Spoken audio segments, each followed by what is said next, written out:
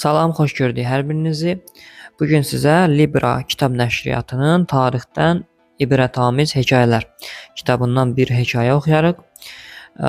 Hekayənin adı Bütün zalın alqışıdır. Söhbət Mozartdan gedir. Mozartı yəqin ki tanıyırsınız. O dünyanın ən məşhur bəstəkarlarından biridir. Musiqi həvəskarları onun bəstələdiyi musiqiləri bu gün də böyük zövqlə dinləyirlər. Bir gün Mozart vətənindən uzaqda konsert verəcəkdi. Konsertin başlamasına az qalmışdı, amma konsertə cəmi cümlətanı 10 nəfər gəlmişdi. Bu 10 nəfər də sual dolu baxışlarla bir-birinə baxırdı. Fikirləşirdilər ki, yəqin konsert olmayacaq.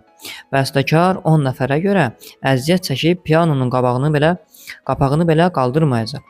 Mozart zala girəndə görür ki, konsertə cəmi 10 tamaşaçı gəlib, lakin dahi bəstəkar heç nə olmamış kimi pianonun arxasına keçir. O həmin zaldakı adamların sayını deyil, konsertini düşünürdü. Bütün fikri-zikri pianoda idi.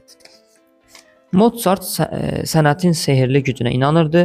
O pianoda gözəl mahnılarını ifa etdikcə hər şeyi unudur, mahir ifası ilə tamaşaçıların ruhunu oxşayırdı. Konsert qurtaranda 10 tamaşaçının gürültülü alqışları bütün zalı titrədirdi. Mozartın çıxışını ürəkdən bəyənən tamaşaçılar onu uzun müddət ayaqüstə alqışladılar. Sənətin gücünə inanan Mozart həmin axşam həyat yoldaşına yazdığı məktubu belə yekunlaşdırmışdı. Konsert elə möhtəşəm oldu ki, zaldakı hər kəs məni ayaqüstə alqışladı.